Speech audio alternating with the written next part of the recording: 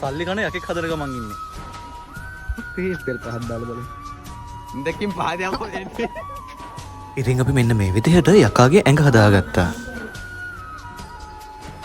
ඉතින් ඔන්න ඊට පස්සේ තිබ්බේ අපිට අමාරුම වැඩේ. ඒ තමයි වහලේ හදන එක. ඉතින් හිතුවට වඩා මේ වහලේ හදාගන්න වැඩේ නම් හරිම අමාරුයි. ඉතින් ඔන්න දවස් ගාණක් රෑ එළි වෙනකන් වහලේ හැදුවා.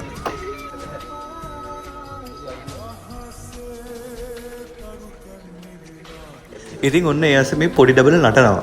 මාත් ඉතින් ඒක බල බල hina වෙවි හිටියා.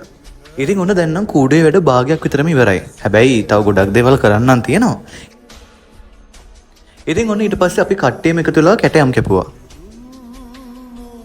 මේ නම් හැමෝම එකතු වෙලා සල්ලි කන යකාව හදනවා. යකාව හදන්නත් මාර ගේමක් දුන්නේ. අපි නම් හිතේන අපිට ඉක්මනට යකාව හදලා ඉවර කරගන්න පුළුවන් වෙයි කියලා පොසොන් එකට කලින්. මේ පේනවනේ කට්ටිය කකා වැඩ කරන විදිහ. ඉතින් ඔන්න මේ වැඩේට ගමේ භාගයට භාගයක්ම ඇවිල්ලා උදව් කරා. මම ඒ ඇස්සේ පොඩි එකාට වද දී හිටියා. මුව උස්සලා ගන්න හතල් එක හරකෙක් කොලප්පු කරලවත් ගන්න බෑ.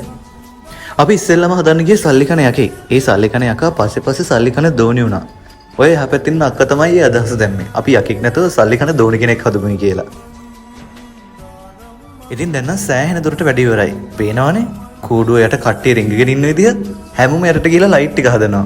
ඉතින් ඔන්න ඊට පස්සේ අපේ දන්සලත් පටන් ගත්තා. දන්සලත් එක්කම අපි කූඩුවයි සල්ලි කන දෝණිවයි පෙන්නවා. බලන්නකෝ දෝණිගේ වැඩ.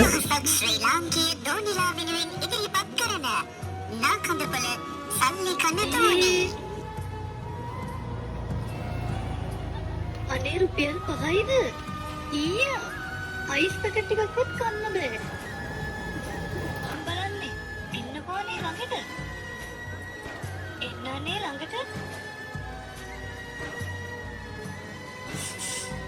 අයියේ. මේ අහන්නකෝ කොල සල්ලි විතරක් ගන්න හරියද? ඇයි බලන් ඉන්නේ?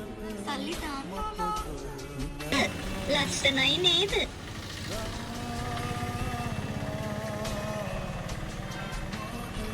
අමුසෙනම් මහ පිං කඳක් කොයි. ඇස්සක් නම් වදින්න එපා. අයියෝ මේ නටන්නේ. මල්ලියක් ගමුනේ අපා.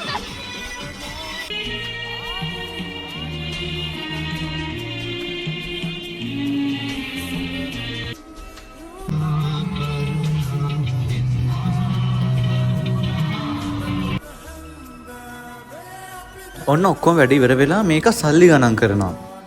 ඉතින් ඔන්න මේ vlog එකත් ඉවරයි. ඉතින් තවත් දවසක තවත් vlog එකකින් හම්බ වෙමු. ගිහින් එන්නම්.